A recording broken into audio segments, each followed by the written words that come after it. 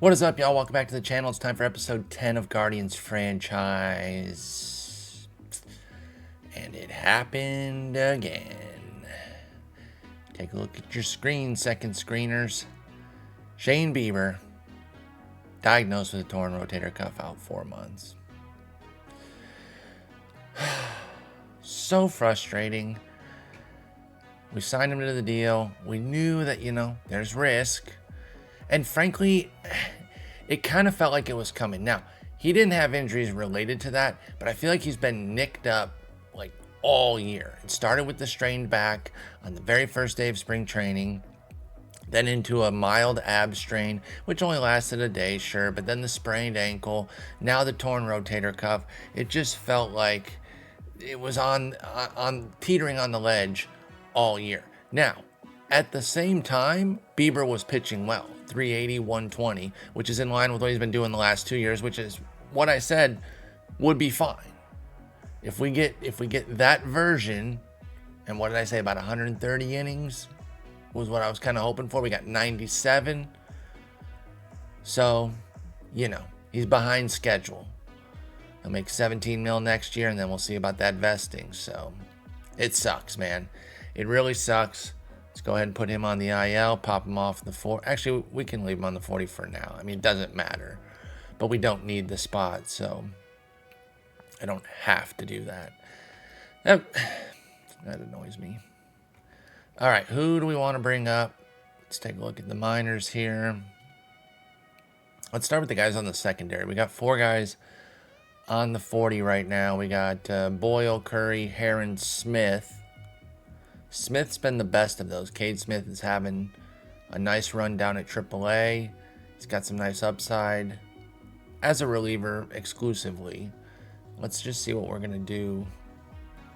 Rotation-wise, I guess Bibby's going to come back in the rotation. I'll get into that in a moment. Actually,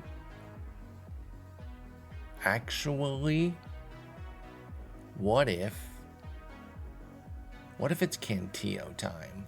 Cantillo in the stoppers role has about 65 innings of a 3.20 ERA and a 1.11 WHIP. Look at this profile. It looks great. It looks ready to start. I know I talked about letting him be the stopper this year and then transitioning into the rotation next year. I think next year is now. And then I would pivot to Heron as the call-up to get a second lefty. So Cade Smith's like, no, don't do that. That sounds stupid. Sorry, Cade. You're pitching well. Continue to do so, and you will get a chance. We're going to go with Heron. Cantillo goes into the rotation. And there we go. Let's pop him up to... Let's not put a batter's face count on him. Do your thing, Joey. Let's see how badass you are. Joey Badass reference there. Inadvertently, where my hip-hop head's at. Okay, so... Sorry to start with bad news. We do have a lot to catch up on. I think we ended right around the beginning of May, and it is now July 10th, the day before the draft. And things are going well beyond that, right? Like, we start with that really ugly note about Bieber, but here we are, 49-37. We are now 4.5 games back because Baltimore went on a win 7. We were actually leading the division for a brief moment. It's been Baltimore and us all year. Like I said, they just hit this win 7 to kind of pull away. I guess the Yankees have been right there too. Not to take credit away from them. So we've been in the mix. We're doing well. I can't be too upset about the grand scheme of things. Definitely bummed about Bieber. We got 4 emails here. I'm sure there's gonna be some all-star. Oh no, it is all related to our stuff. Well, 2 of them are about Bieber, and then Jonathan Rodriguez, 1 player of the month in Columbus. I think he has a couple players of the week too. Oh, just the one. Oh, those are both players of the week. Sorry, not month. But he's got a couple this year. So he's been doing well down there. He's kind of a right-handed Kyle Stowers, just like a nice power guy. And there'll be a role for him if the spot opens, right? Like, he fills a particular role that I think can make him a decent major leaguer, but we just don't have that room right now. So I do have to get into some things before we kind of catch up on exactly where we're at. I'm not going to take you through all the games. Just been kind of up and down. We started 16-6 in April, which y'all saw, and then 15-13, 15-12 the next 2 months. So more good than bad, but not overwhelming. And then we're 3-6 to start this month. So we're kind of coasting a bit off of our banked wins in April. And I mentioned this, concept when we started the sim about the real life Cleveland Guardians, about how they're banking wins to where even if they don't play too well, from here forward, they're 27-17 right now. They've built themselves a nice cushion. I think our 16-6 record built us a nice cushion. I think we're a decent team, but the offense has come back to earth. The pitching is the strength. Huge surprise there that a team that I'm putting together is led by pitching. Wow. What a novel concept for me. Now, I just happen to, kind of gravitate toward putting together decent pitching staffs, usually via the bullpen, which I talk about a lot. And yeah, I have no problem with that. I like that. It's nice to have great hitting, but, I think I usually kind of start with the pitching, and then as I build the team, the hitting is kind of the second part that comes to it, unless it starts, unless the team that I'm starting with has a firm lineup kind of in place. All right, so biggest news, and I know that with my history, I'm not beating the allegations, but this was organic. Our owner died. Larry Dolan passed away. He was 94 years old and passed the team on to Larry Dolan Jr., who has a lot of great traits, y'all. Now, Papa Dolan wasn't too bad himself, right? All things considered. Oh, I guess we can't see his profile anymore. Can I, go in commish mode and see it? Is there any way to see there? No, this is only looking at him as if he were a coach of some sort. Well, y'all, oh no, here we go. At the very top here. Owner patience was 3, spending was 4, involvement was 2, owner priority was 3. So 3, 4, 2, 3. Whatever that means. His son is 3, 7, 1, 4. So with the involvement, the lower number is better. We like that. With the spending, the higher number is better. Priority, he wants winning. I think that's good for both of them. Okay, I'm not going to do the whole breakdown here. Bottom line is, I like where this is at. This isn't too bad. He is demanding. Larry Dolan Jr. is demanding. So his patience isn't there. And he's already ragging me about acquiring a MVP. I'm like, okay, cool. They're not an MVP in perpetuity, right? They still have to be good. But sure, I'll find somebody who won an MVP 6 years ago just to satiate your dumbass. Wait, can he hear me right now? Shit. Takes all the money away. But he's charitable, hands off, winning, very happy right now. He does want us to reach the playoffs, and I think his goal is a bit higher than Pop's was coming into the year. I can only negotiate improving our draft record, which I don't really want to. I would rather have discussed away this MVP thing, but whatever. We'll try to find an MVP. So that happened. Let's see here. The dev reports for the months that have passed. Let's go to the June one. June dev report, Espino, Bybee, Naylor, they all go down. Nothing major, but, just little negatives. Chase DeLauder's power went up, his current power. Heston Kjerstad's current contact jumped. Johnny DeLuca's current power went down. Royber Salinas added a pitch to his arsenal. I like that. I like that a lot. Now he's a 4-pitch mix. I'm always down for an extra pitch. It just increases your margin for error. It's not going to start as an amazing pitch, but hey, we'll take it. Khalil Watson got some potential eye. Current eye for Condon went up. Juan Zapata. Then some of the minor leaguers had some jumps, including Corey Collins. He had a big jump. Current and potential power went up. Current eye also went up. In fact, I moved him up to AA based on this. Now, he still has, the wretched BABIP and avoid K. But I figure, he did well enough in his tiny sample at high A last year. Kept it going here for 40 games this year. Let's go ahead and move him to AA. Now, he is struggling. The strikeouts are catching up to him, and that makes some sense. But we're looking at that power and hoping that he can kind of figure some things out. So he's being challenged there. Christian Knapsack. We're going to call him Knapsack.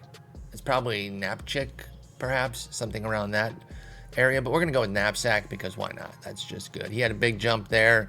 Not much of a prospect, though. Let's see here. Some lower level guys. Maurice Aldretti had a little current contact jump, but his potential power did dip. And that's fine. This is one of our international signings. 16 years old. Like, he's going to have a lot of ebbs and flows. And like I said, he is signed to be traded. We want to build him up, ideally get him as a top 100 prospect, and then bam, we trade him. So I'm not too worried about the long term with him. All right, then in July, player development update. Bieber got the movement. I don't know, was it getting the movement back? Yeah, the movement he lost, he got it back. Okay, so he's kind of ebbing and flowing right there on that borderline with the movement. Bo Naylor's speed went down. Who cares? Arias' velocity went up. Jaime Arias, AAA pitcher. Okay, cool. Dion Frias, current and potential contact go up. Current gap. Condon, another jump. Current contact, potential eye, current gap, and overall potential went up. So here's where he's at. He's in AAA, of course. 118 WRC plus with 26 homers, y'all. He's right there on the cusp. Any outfield injury is almost assuredly going to bring Condon to the majors. Maybe even a first base opening because he's not the best fielder. So that's where he's at right now. He'll almost assuredly be up at some point in the summer. If not, then September call-ups. We're not rushing him. We don't necessarily need him immediately, even though the offense is the lightest aspect of our team. Looking at the outfielders, I mean, DeLuca's really not performing. However, Condon doesn't play center, right? He's a corner first base type. So DeLuca stays because of his defense. That's all there is to it right now. He has a 72 WRC plus, which is definitely lower than I'd like. I usually like these defense-only guys to be living closer to the mid to high 80s. But, hey, beggars can't be choosy. We need him in center right now. Kjerstad, having a great year, is our backup center fielder. Because even if we started Kjerstad, I still need a backup center fielder. So DeLuca's spot right now is maintained by, him being able to do something that not many other people can do. This is so very OOTP and kind of baseball in general. Hunter Renfroe is on the team because of his massive ratings against lefties. So, of course, he has a 69 WRC plus against them and a 100 against righties because why not? All right, so we did the dev reports. We had talked about how the offense cooled. Dolan passed. Oh, I did a small trade. Traded James Karinchak. Sorry, y'all. We needed a spot. Didn't make any sense. He wouldn't get sent out. I know he's, an original Guardian, but I don't think he's so pertinent that we have to keep him. He had a 5.20 ERA, 152 whip, and we needed a spot. So I traded him for Caleb Ferguson. Him and Isaiah Green, who is like, whatever. I'm just now realizing, to a slight embarrassment, that I traded the wrong guy. The wrong second guy. So, the last few episodes I've been roasting myself for biffing something. So I guess let's keep the streak going. It doesn't matter. I don't think Isaiah Green is totally, going to become some stud. He can, play a decent outfield with 60 range. He takes some walks. He's not that good. But I think there was somebody else that it was supposed to be. Oh, no, actually, never mind. No. Remove the biffing. De-biffed. It is the right guy, and I'm not just coping here. There was a guy who had like 20 power that I was like, oh, just trade him because he's not going to be that good. He had like a Tyler Freeman sort of profile. But I think he was 2 years younger. So I was like, okay, we'll keep the 21-year-old and see what's what. So Isaiah Green is fine. So there you go. Caleb Ferguson is hurt. That's part of why I traded for him. He's out for 4 to 5 months with the torn rotator cuff. We don't know what it'll look like when he comes back. He might be worse, but despite having a 3-year deal, they're paying 90% of it. And it wasn't a terribly expensive deal to begin with, but I didn't really want to be paying it in case he just explodes. So they took Karinchak. They basically paid Ferguson's price here to get Karinchak, and a, flyer prospect of sorts. So there you go. That's the only like big move we've done. So here we are a day before the draft, and I mentioned, the offense hasn't been the strong suit, but let's take a look at how they're doing. We'll just do a quick WAR sort. We got 3 guys in the 2 to 3 WAR range, and it's the guys you'd expect: Andres Jimenez, Heston Kjerstad, and Jose Ramirez. And then at 1.5 right there, we round that up, call it 2. Boom, Josh Naylor right there. 16 homers for him, pacing for 30. We wanted to see some extra power. It is coming to fruition. That is fantastic. And then you jump down to the next guy, Kyle Stowers, only has a 1 WAR so far, but mashing the ball. 124 WRC plus. He's a DH. So WAR isn't going to be the friendliest to DHs. They have to be like top of the scale hitter to really put up a good WAR total. But I'm perfectly happy with what he's doing. Kyle Stowers pacing for 32 homers. Love it. Absolutely love it. DeLuca, I mentioned, he's been the worst offensively. Gabriel Arias down here, kind of being that super util guy with his good glove, but only an 88 WRC plus. Tyler Freeman's been pretty solid. I've been lamenting not really knowing where he fits because I don't love this batting profile, but he's doing his thing. 117 WRC plus, 0.7 WAR. Cool. We'll take it. David Fry, he's performing. I said, hey, if the bat doesn't start to come through, we might have to look to move off of this because it's like a third catcher who can barely catch, doesn't excel anywhere else defensively. He has to hit his way on the roster. Well, 139 WRC plus, that'll play. So he holds his spot right now.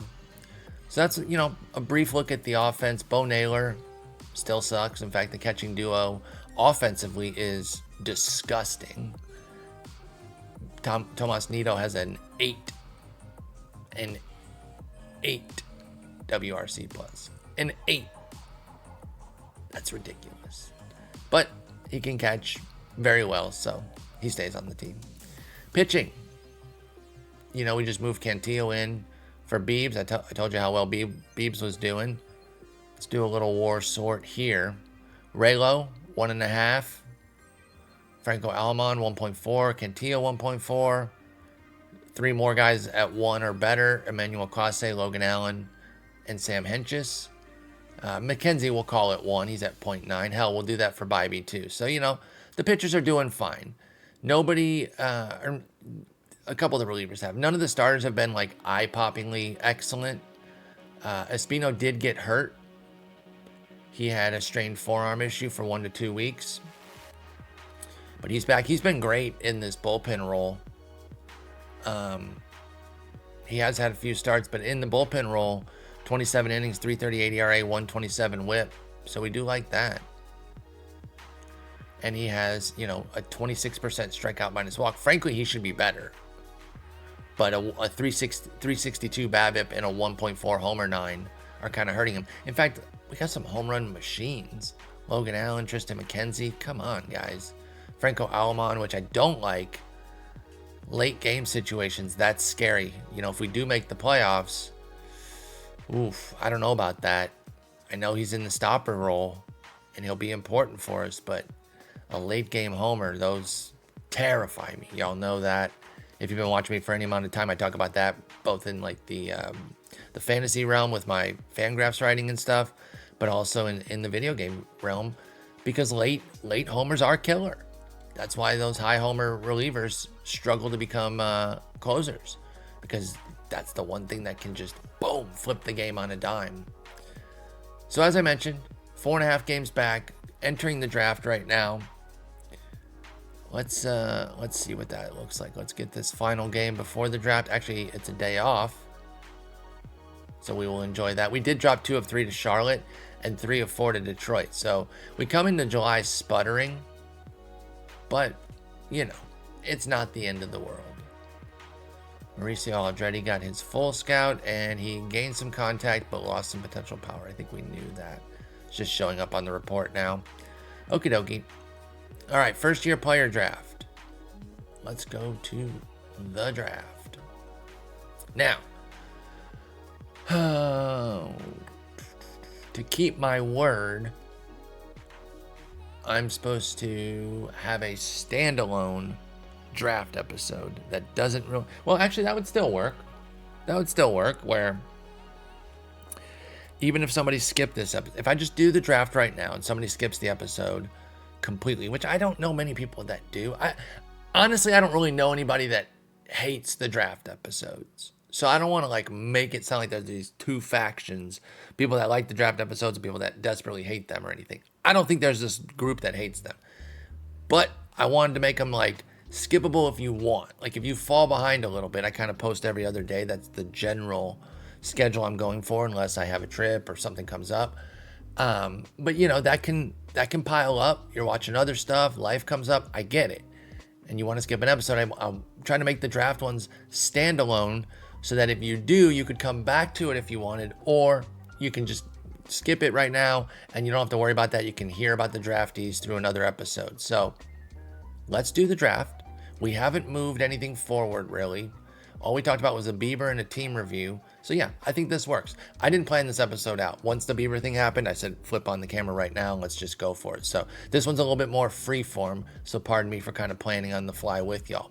By the way, Sean Gamble, that's the guy.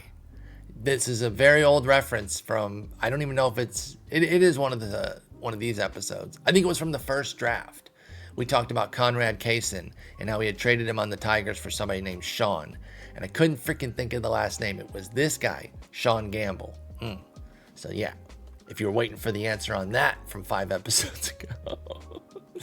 All right, let's get into the draft here. We picked 12th. We had 11th as far as the lottery goes. So we lost a spot. That's not too bad. And we go to the draft pool, and it's a bit light. Only 4 blue hitters, which is 60 and above, and then only another handful of greens. Eyeballing it, that's like 12, 13 more greens. So that's pretty light. Pitchers, no blues, 3 blue greens here, and then another handful of greens, even smaller than I think the hitter one. So not a ton of talent here. We still got to find the guys though, and hey, players do develop. Like you'll draft some 45s that when you develop them, they turn into studs. So don't just give up on a draft because there's not a bunch of upper crust talent. That's where your development comes in. All right, so we go here, start draft. Oakland with the number 1 pick takes Ethan Holiday. There you go.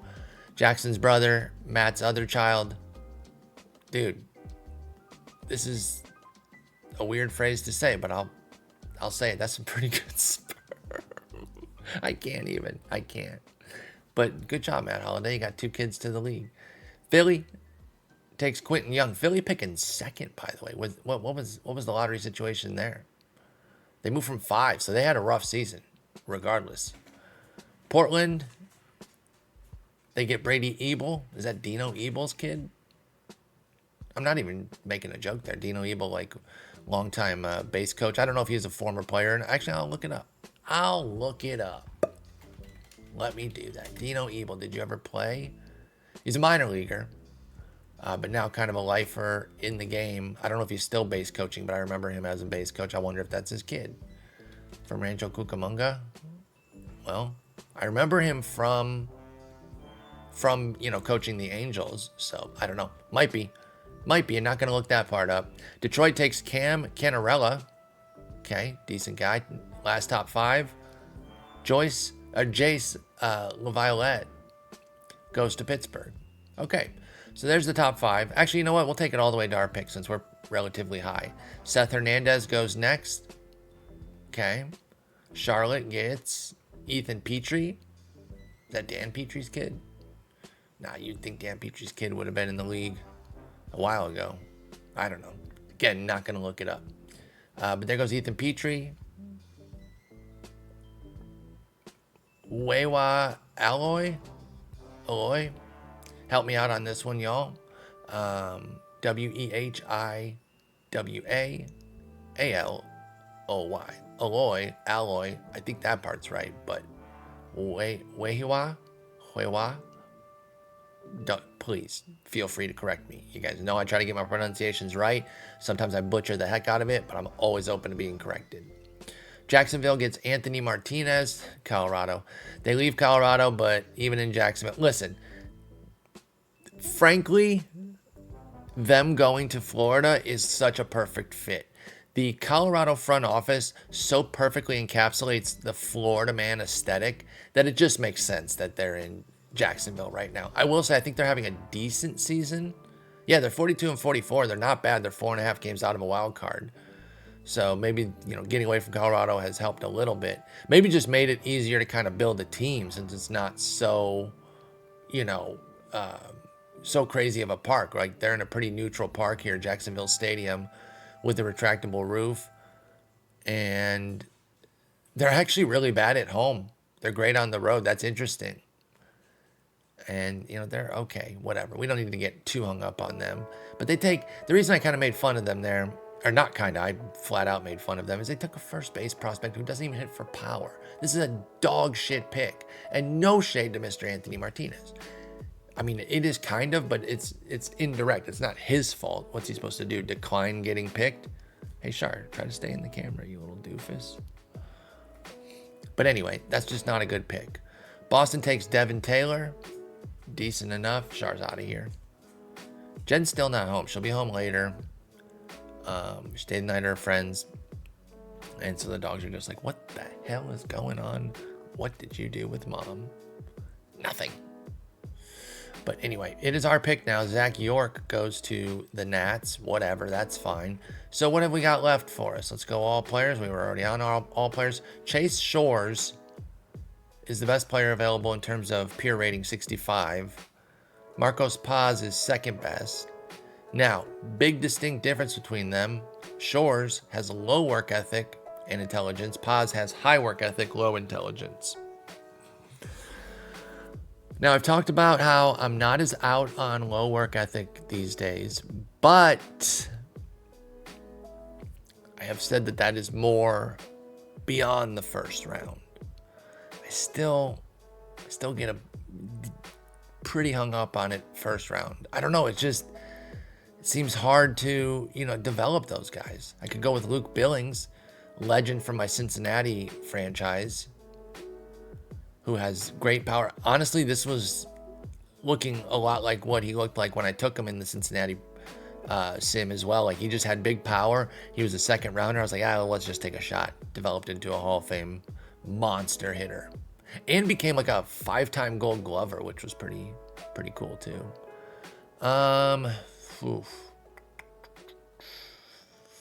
Chase Shores.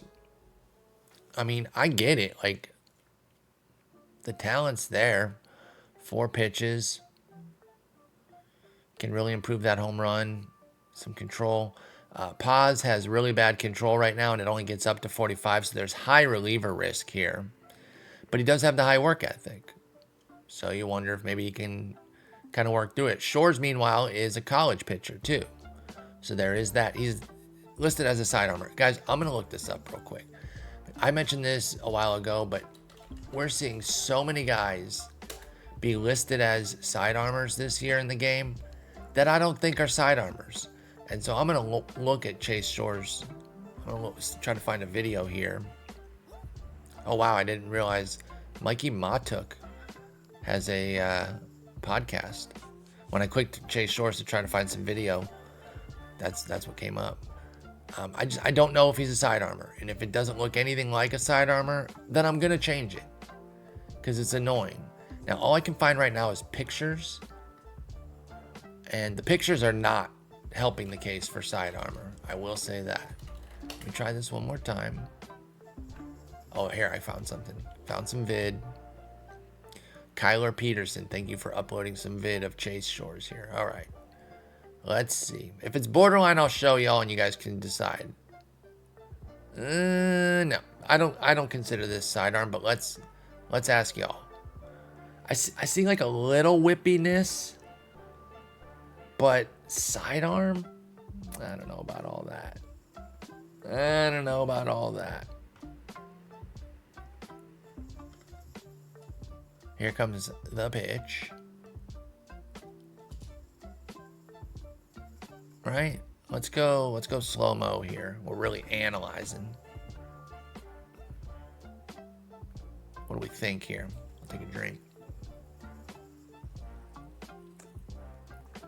Nah. That's standard 3/4 stuff, no? I really don't think it is. I'll tell you what, I'm going to change it. And if you guys like really think it's sidearm, like I kind of get it. I kind of get where it might seem like it is. But to me, you don't really standing straight up if you're a sidearm. You're kind of like lowering your body too. I think this is just pretty standard 3/4. I might be crazy, but I'm changing it. Y'all can tell me what's what.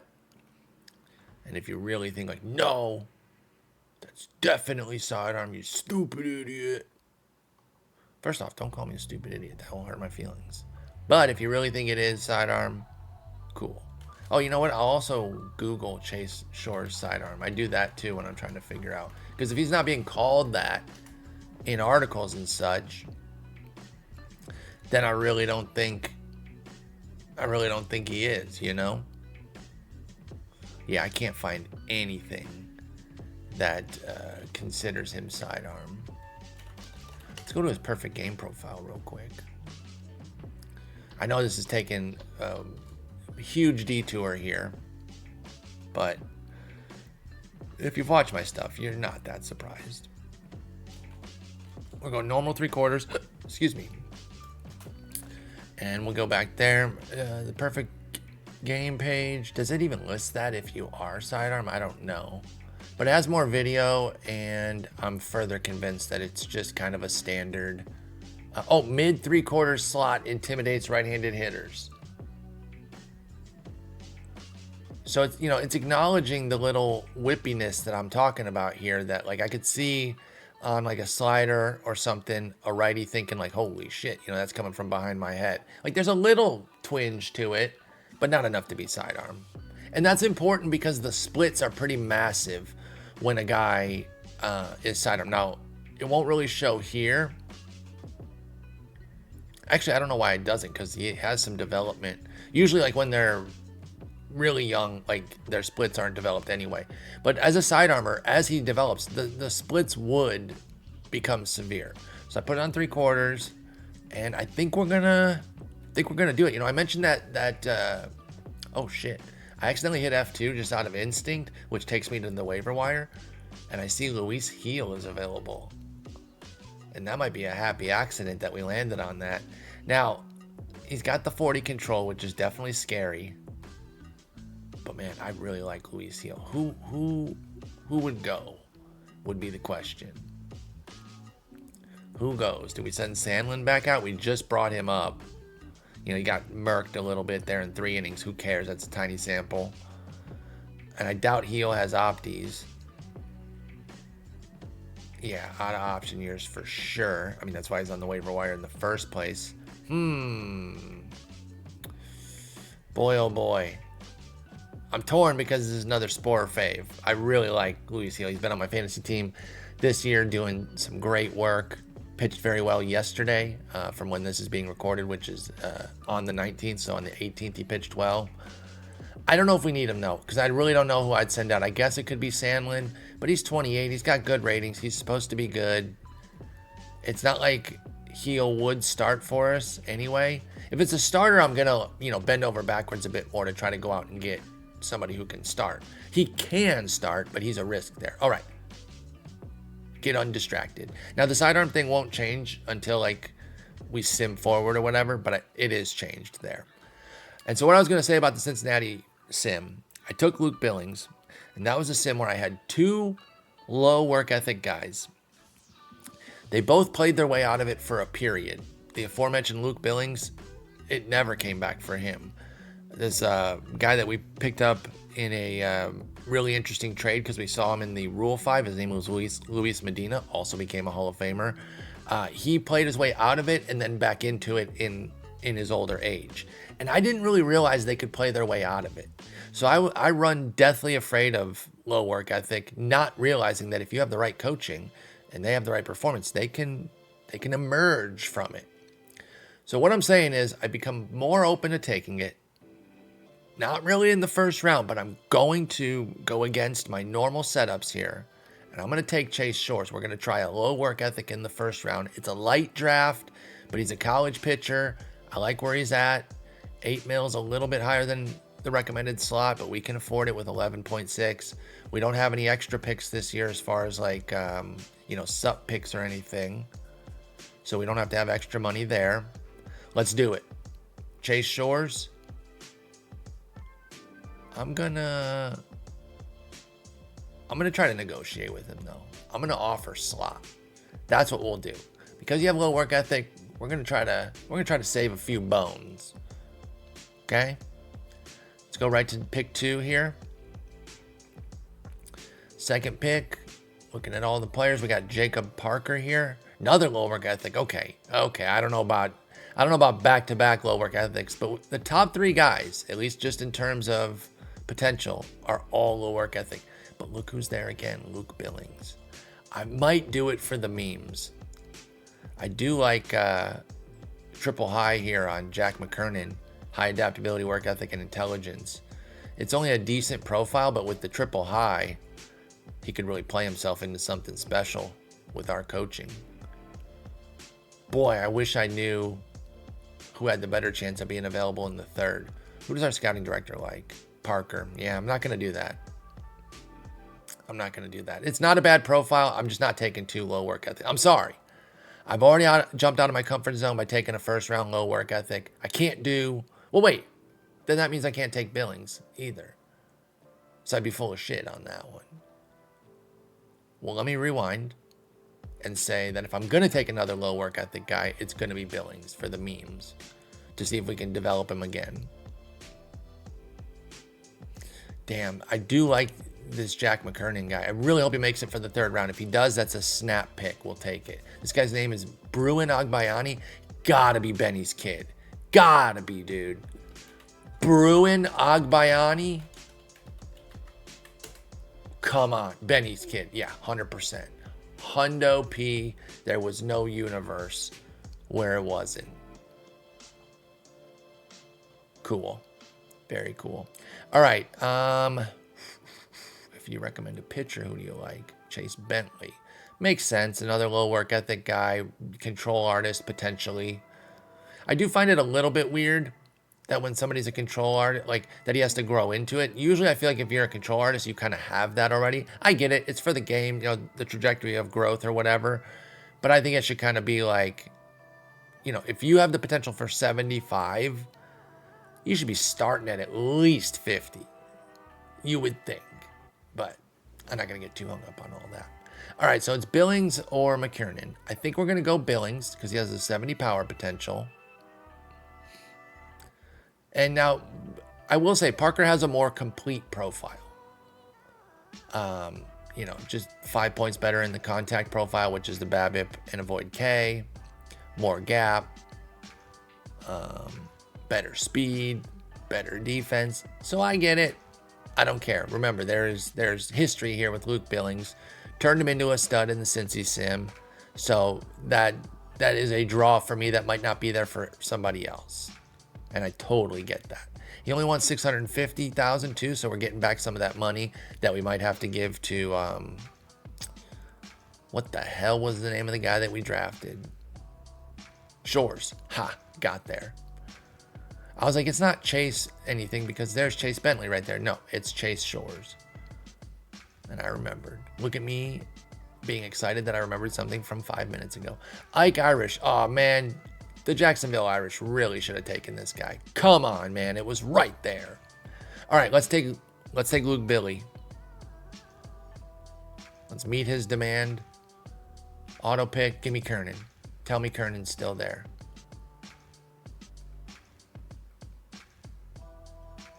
Shit. Who took him? Who took him? And how recently did he go?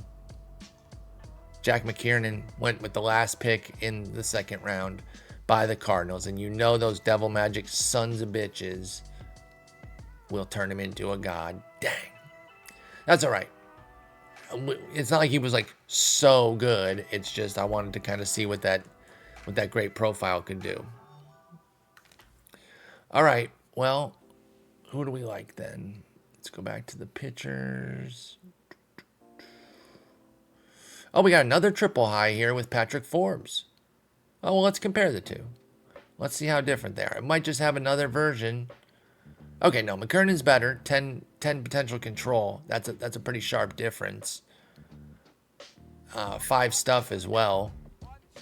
And 5 stamina. So a decent number of positives. And he's left-handed. And yet they still think Patrick Forbes is potentially a 50. I don't really get that. Like that, it has both of them as potential 50s. Maybe it's that he has like a tinge of a bat.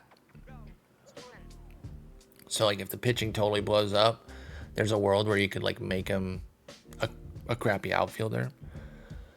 I don't know. But we'll take him. Who's the Recco? The Recco's Parker again. Oh yeah, Parker made it. Well, maybe that does make more sense. Evan Hankins, Justice DeJong are there as well. Jacob Parker. I don't want to go 3 low work ethics. I really don't. Maybe I'm overdoing it on that. And again, some of y'all might be like, nah, dude, just take the best player. I don't even get hung up on the work ethic stuff.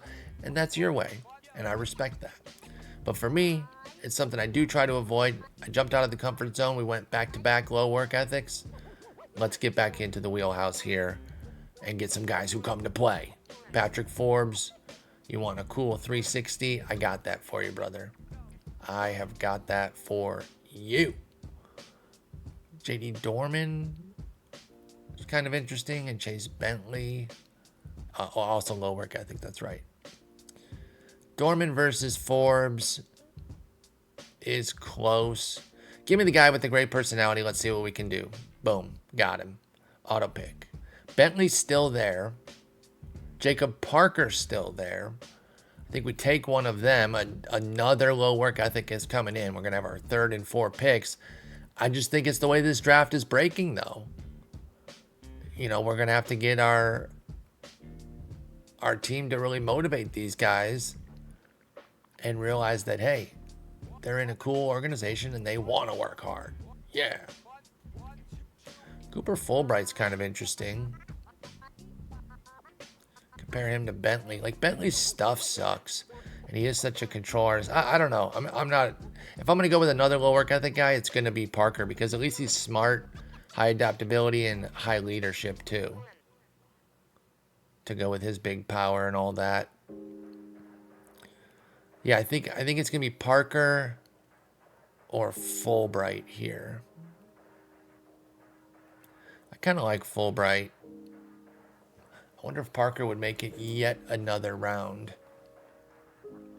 Or maybe Fulbright would. I don't know. Who could say for sure? Adrian Barrientos is pretty interesting too. Another low work ethic guy. Jeez.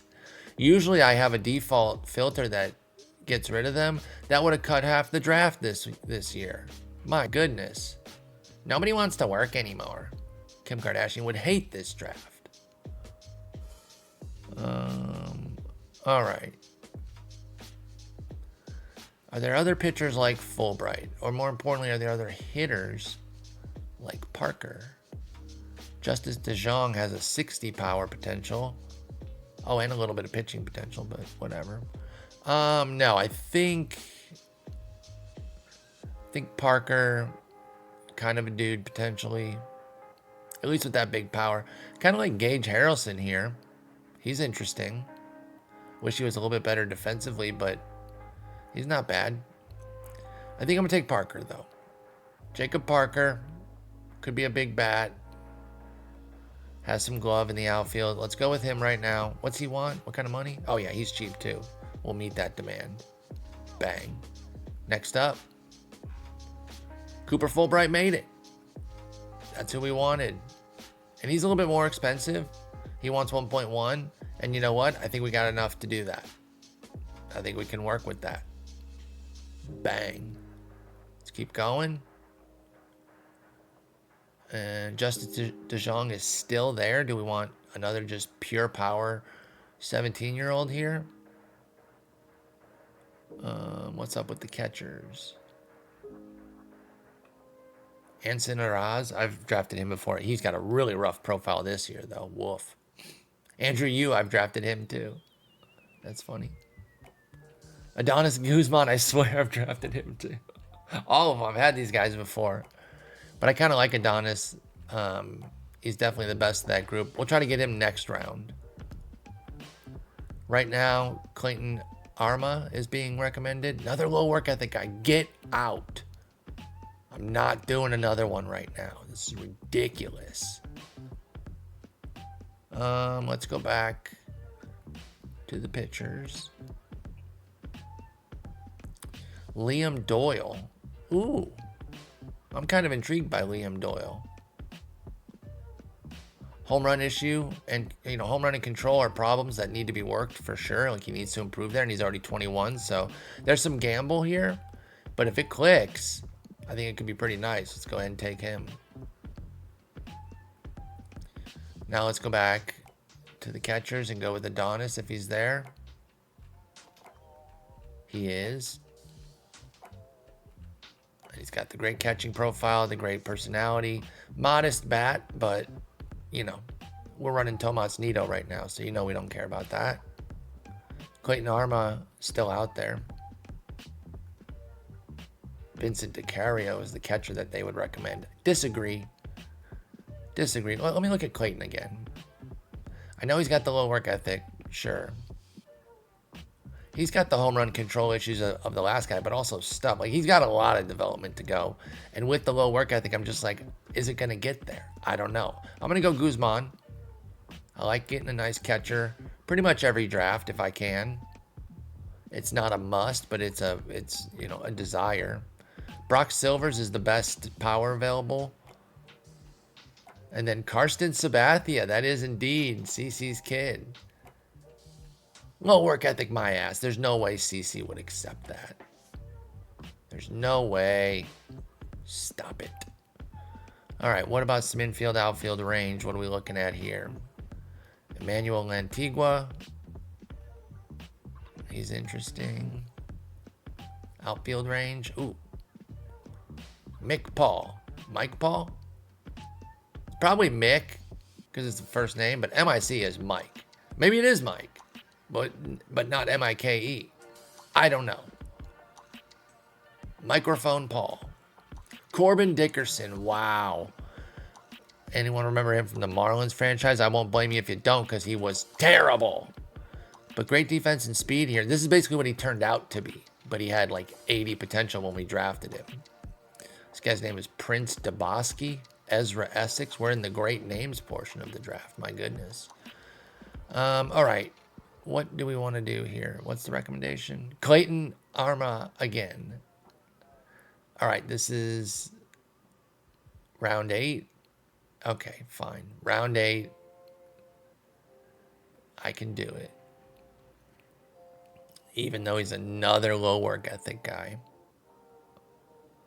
But then I swear to God, I think I'm going to turn off the low work ethic guys for the rest of the draft. It's getting ridiculous. Zion Theophilus is an amazing name. Almost want to take him on that alone. We'll take Clayton. And then, let's see here. Jaden Newt. What about Cooper Rummel here? High work ethic from Austin. Andrew Benke. I think I'll go. We're getting into a lot of samey types here. I'll take Rummel. I like Rummel a bit. Actually, who's the Recco? The Recco is Newt. Good old Jaden Newt. Throws 96, 98. I do like that. You know what? I'll take Newt. I'll go with the Recco. Bang. And then, is Rummel still there? No. Okay, damn. That was my last chance to get Rummel. Oh well, Jackson Baker has high work ethic and intelligence and leadership. Takes some work to kind of keep him from the bullpen, but he's a lefty, so if he's just a lefty reliever, that wouldn't be the end of the world. He does throw 87, 89 though. I know he's 18, like you can work up from that, but my goodness. What about Jake Clement, excuse me.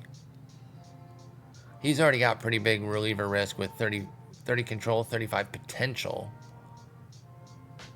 So I don't know about that. Anybody got some nasty stuff? This draft dried up. Any pitchers or any batters who can pitch well? Not really. And that's fine. All right, what about hitters that can do something here? Michael Gupton. Another freaking low work ethic guy. This is getting absurd, y'all. Like, what are we doing here? All right, we're about to pack this one in here soon. Because I don't need to take you through all these picks that I'm going to needlessly agonize over. But I feel pretty good about where we're at, except for all the low work ethic stuff. Who's the recommendation here? Oh, Domain Van. No. I'll take Gupton. You know, good speed and defense, like kind of like the Corbin Dickerson profile. And, you know, we got to get lucky on the back. Actually, wait. Dickerson himself. Oh, no, he's also 21. Okay. I thought maybe he was a high schooler, but that wouldn't have made sense. But this guy is Ezra Essex, and he's kind of similar, and I wonder if taking the 3 years of extra development time makes sense. I think it probably does. You know, Gupton's a little bit faster, but they got the same defensive profile, and on the bat, it's like not that far off. 5 extra home run for Gupton, but 10 extra gap for Essex, and then everything else is the same. Yeah, if we're going to take this profile, let's take Essex. Low intelligence, but at least he doesn't have low work ethic, for God's sakes. Okay, cool. All right, I'll do one more pick on screen here, and then we'll wrap it. I'll finish up the draft, come back, and then we'll do the next episode, which will take us through July and kind of figure out what we're going to do as far as potential trades or anything. All right, the recommendation here is Andrew Jacobs. He's kind of fine. You know, he's like whatever. Paul Dominguez Walker. No. Cool name, but can't do it. All right, let me see if there's like one more interesting pitcher for us to get that doesn't have low work ethic. Pissing me right off, y'all. Jack Zhang. That's a name and a half right there. Who was the recommendation? Oh, it was Andrew Jacobs, the guy that was already there. Yeah, I'm just not getting any great feelings about any of these guys. I'm going to need to start picking up the pace here. Caden Campbell doesn't have enough pitches. Grayson Burleson. It's weird to have both names end with son. Jackson Baker. High work ethic. Didn't I look at him earlier? Yeah, my brain's becoming mush on this one. I'm going to take Jackson Baker, and we're going to go ahead and cap it right there. Halfway through the draft. Actually, this is a deeper draft this year because remember, we expanded it to give the expansion teams... expanded it for the expansion teams. But to give them a little bit more minor league juice. So it's a 30-round draft, which this was definitely not the draft to do that on, but that's not... It's not really my fault. I can't possibly know how it's... Well, I shouldn't say I can't possibly know. We do know that the first couple before it's completely generated, we know that those are kind of weak, but this one happens to be pretty dang weak. But like I said, we'll come back. We'll get through July, kind of figure out what we're going to do, what sort of trades we're going to make, if any. Right? We are contenders, right? But that doesn't mean we have to make trades. Now, we could make a move, and that move could be like, hey, Hunter Renfroe, you were supposed to come in here and just destroy lefties. You're decidedly not doing that. That's like the one thing you're not doing. Do we kick him to the curb and bring up Charlie Condon? And then that's effectively our big trade. I don't know. Do we go out and try to get a pitcher? Sure, maybe, but then who leaves the team? I know Sandlin could possibly get moved off the team, but are we getting anybody that's going to be way better than him? Not if we're getting a reliever, but maybe if we're finding a starter. But then do we need a starter? I don't know. These are questions to be answered next episode. Thank you all so much for watching. Peace.